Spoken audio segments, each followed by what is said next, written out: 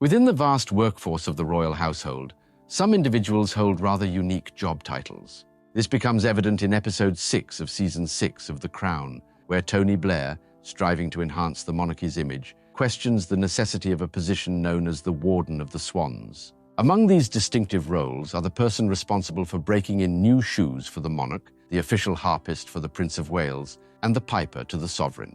The latter is tasked with playing the bagpipes beneath the royal bedroom window every weekday at 9 a.m. Many of these roles boast rich and colourful histories, and the combined responsibilities of the Warden of the Swans and the Marker of the Swans are no exception. It's true, the Warden of the Swans is a genuine position in the royal household, but you may wonder, how old are the roles of Warden of the Swans and Marker of the Swans? Well, these particular job designations are relatively recent, having come into existence only 3 decades ago. To be precise, there have been only 2 individuals who have held these roles: Professor Christopher Perrins as the Warden and David Barber as the Marker. It was in 1993 that the much older position of Keeper of the Swans was divided into these 2 distinct positions. The role of Keeper of the Swans has a much deeper historical origin, tracing its roots back to the 13th century. Given that swans were considered a delicacy for medieval feasts, their populations were regularly monitored to ensure a continuous supply for royal banquets. An example from history is in 1247 when Henry III ordered 40 swans for his Christmas festivities. Ownership of swans, apart from the monarchy, was reserved for specific individuals and institutions, typically the wealthiest ones. The royal family was notably protective of their swans, as seen when Elizabeth I engaged in a legal dispute in 1592 over the ownership of 400 swans in Dorset. To manage the swan population, the role of the keeper persisted throughout the centuries.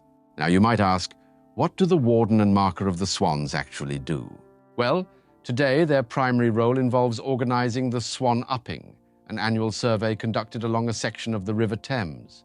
Although this tradition historically held more symbolic significance than practical utility, there is now a stronger focus on preservation and educational efforts aimed at safeguarding swan habitats. The Warden and Marker are additionally tasked with overseeing the well-being of the swan population, providing guidance to organizations using the waterways, collaborating with swan rescue organizations, and managing the temporary relocation of swans from the Thames before boating regattas.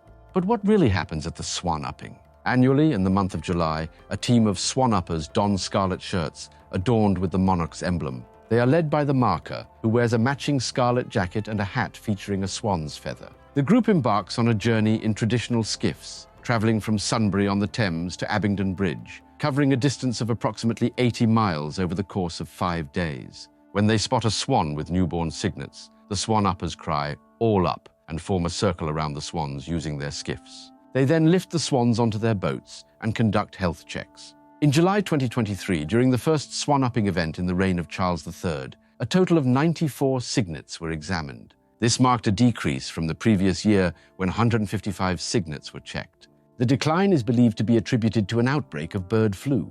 Another question that might arise in your mind is, does the monarchy possess ownership of all the swans in Britain? Well, this is a commonly circulated urban myth, and while there is a hint of truth to it, the same cannot be said for the erroneous claim that killing a swan constitutes an act of treason. The monarch indeed possesses the legal right to claim ownership of any mute swan, the all-white variety with an orange beak found in the open waters of Britain. However, in practice, this right is primarily exercised in the vicinity of Windsor, specifically within the Thames. Historical grants have extended swan ownership rights to 3 organisations. These are Abbotsbury Swannery and the London-based livery companies, the Vintners and Dyers, who send representatives to the Swan Upping every year.